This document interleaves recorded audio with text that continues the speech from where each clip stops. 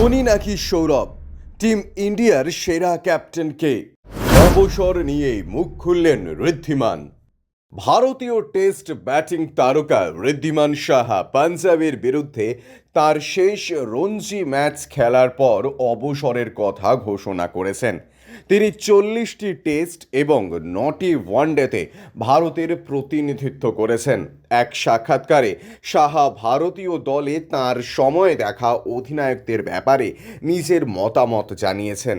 ঋদ্ধিমান জানান, তিনি আরও কয়েক বছর ভারতের হয়ে খেলতে চেয়েছিলেন, কিন্তু টিম ম্যানেজমেন্ট তাঁকে বাদ দেওয়ার সিদ্ধান্ত নেয়। ঋদ্ধি বলেন, টিম ম্যানেজমেন্ট আমাকে বাদ দেওয়ার সিদ্ধান্ত নিয়েছিল। আমি আরও 2-3 বছর খেলবো বলে ভেবেছিলাম, কিন্তু দুর্ভাগ্যবশত সেটা করতে দেওয়া হয়নি। বাধ্য হয়েই আমি আইপিএল এবং ঘরোয়া ক্রিকেটে মনোযোগ দিই।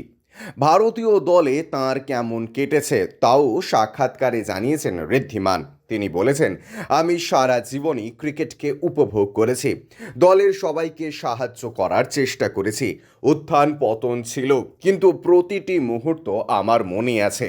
সৌরভ গাঙ্গুলি, এমএস ধোনি ও বিরাট কোহলির নেতৃত্বে তিনি খেলেছেন। কে কেমন অধিনায়ক সে ব্যাপারেও খোলাখুলি জানিয়েছেন ঋদ্ধিমান। তিনি বলেছেন, আমি বিরাট কোহলির নেতৃত্বে অনেক ম্যাচ খেলেছি। সময়ের সঙ্গে বিরাট অধিনায়ক হিসেবে নিজেকে মেলে ধরেছে। ধোনি ছিলেন ব্যতিক্রমী, আর দাদা সৌরভ গাঙ্গুলি ম্যাচ রিডিংয়ের দুর্দান্ত ক্ষমতা ছিল। আমি 3জন অধিনায়কেরই প্রশংসা করি। Bureau report, UJ news.